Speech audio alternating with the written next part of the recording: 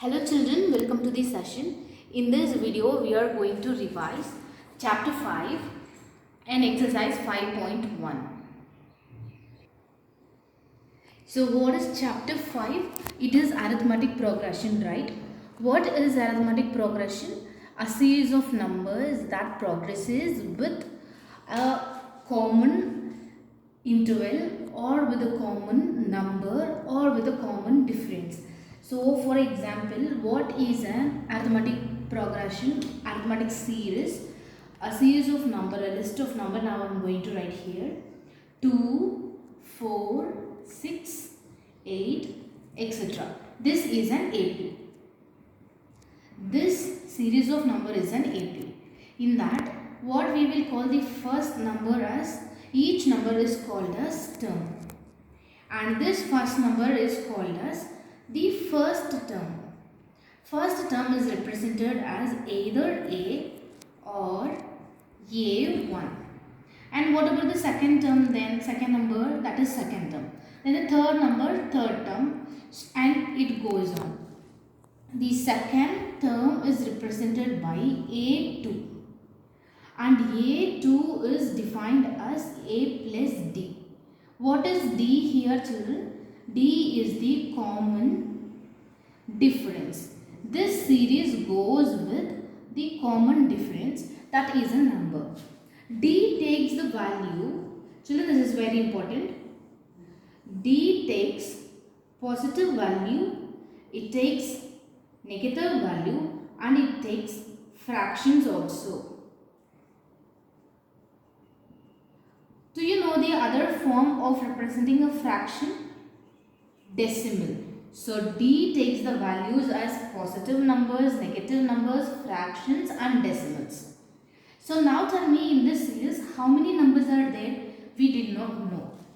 If a series is not stopped at any point and if we cannot count the number of terms in the series, then that series is called as infinite AP. When we can say an AP as infinite AP? When we did not know how many terms are involved and when we did not know where this series got stopped, and when we are not able to count the number of terms in the series, there we will call that series as infinite AP.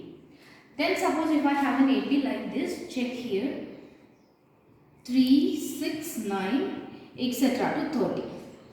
This AP is finite. Why I am saying that this AP is finite? Because I can count how many number of terms are there in this AP. And then the last term. What is the first term? First term is represented by A. What about the last term then? The last term is represented by AN and sometimes it is represented by L. Both takes the same value. What is N then? N is the number of terms. What is N, children? N is number of terms. Unlike D, N will take only whole number value. N will not take negative values, N will not take fraction or decimal. N will be only whole numbers. So, N will take numbers from 0, 1, 2, etc. to infinity.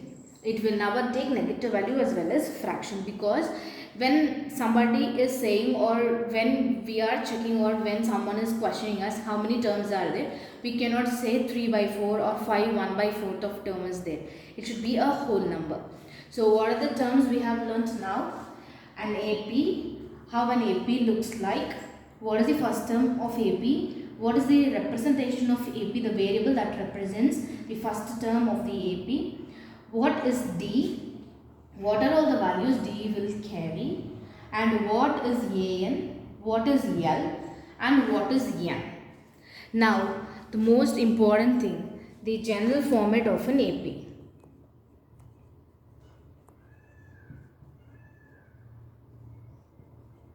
General format of an AP. How we can write AP as, there are two forms, either A1, A2, A3, etc., AN, an plus 1 etc. we can write, or we can write it as a plus d, a plus 2d, a plus 3d etc. So this is the general format of AP. Now let us see questions in exercise 5.1.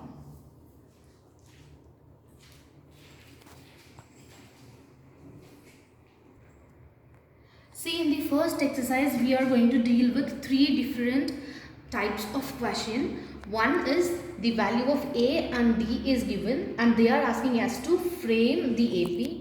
The second one is AP is given, from that we need to find out the value of A and D. And the third question is like a series of number is given, we need to check whether that series is an AP or not.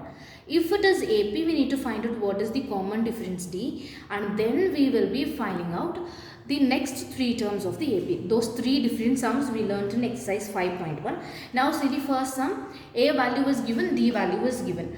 What they are asking you to do is, you need to find first 4 terms. What will you do? The first term is A itself, right? So first term A1 is A itself, that is 10. What is the second term? Channel format for A2, A plus D, that is equal to 10 plus 10, 20. What is the third term? A3, A plus 2D, that is 10 plus 2 into 10, which is equal to 10 plus 20, that is equal to 30. What is your fourth term? Fourth term is A plus 3D, that is equal to 10 plus 3 into 10, which is equal to 10 plus 30, that is equal to 40. So what are all the first 4 terms of a AP whose first term is 10 and the common difference is 10? It is 10, 20, 30 and 40. Therefore, the AP is 10, 20, 30, 40 and so on. So first type of sum is over. The second sum is AP will be given. From that we need to find out A and D. See the third sum in exercise 5.1, page number 99. A series of AB is given, from which we need to find out A and D. What is A? That is first term, right? Here what is the first term? That is 3. Found. That's all. Then we need to find out D. So this is another important formula for D. How we will find D always? The general formula is AN minus 1. The difference of any two consecutive terms in an AP will give you the common difference. That is written in the formula like AN minus 1.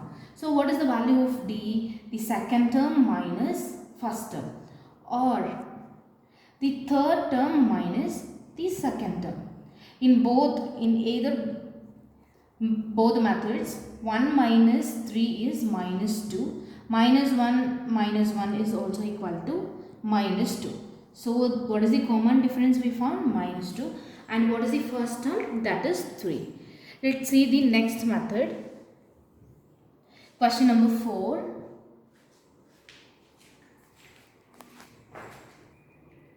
See question number 4, subdivision 12 in exercise 5.1, content book page number 100. A series of number is given. They are asking us to check whether this is an AP or not. If it is AP, find out what is A and D, and then find the next 3 terms they said. So let us check first whether it forms an AP or not. What is the first number given? Root 2. Let us not do anything for root 2. What is the second number given? Root 8.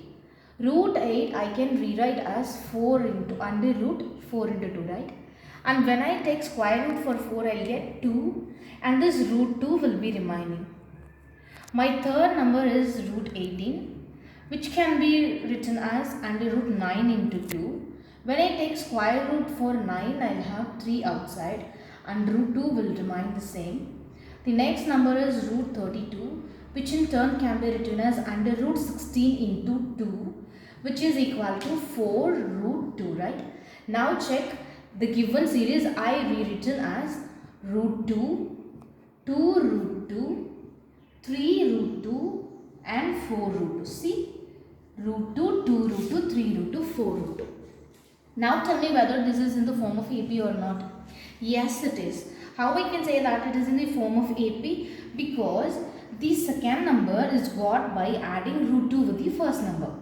The third number is got by adding root 2 with the second number. 1 root 2. With that, if I add one more root 2, 2 root 2. With 2 root 2, if I add one more root 2, 3 root 2. With 3 root 2, if I add one more root 2, I will get 4 root 2. So what is the first term A here? Root 2. What is the common difference D here? That is also equal to root 2. First we proved that it is an AP. Yes, it is an AP, the given series. Then we found the value of A, value of D. Then what is they are asking us to find out? The next three terms. What is the next three term? A5. How I write A5 as A plus 4D, that is root 2 plus 4 root 2 gives me 5 root 2. My fifth term is 5 root 2. The next term is A6. A6 can be written as A plus 5D, that is equal to root 2 plus 5 root 2. So that I get 6 root 2 as my sixth term. My last term is A7, which can be written as A plus 6D, which in turn can be written as root 2 plus 6 root 2. When I add root 2 and 6 root 2, I get 7 root 2. So what are the next three terms? 5 root 2, 6 root 2 and 7 root 2. That's all. Exercise 5.1 children. Introduction, channel format. What is A? How to find A from a series. What is D and how to find D from a series. And checking whether a given series is an AP or not. And then if A and D is given, how to frame an AP. If word statement is given, how to form an AP. That's all is there in exercise 5.1. Thank you. Catch you in the next video. In the next video, let us see exercise 5.2.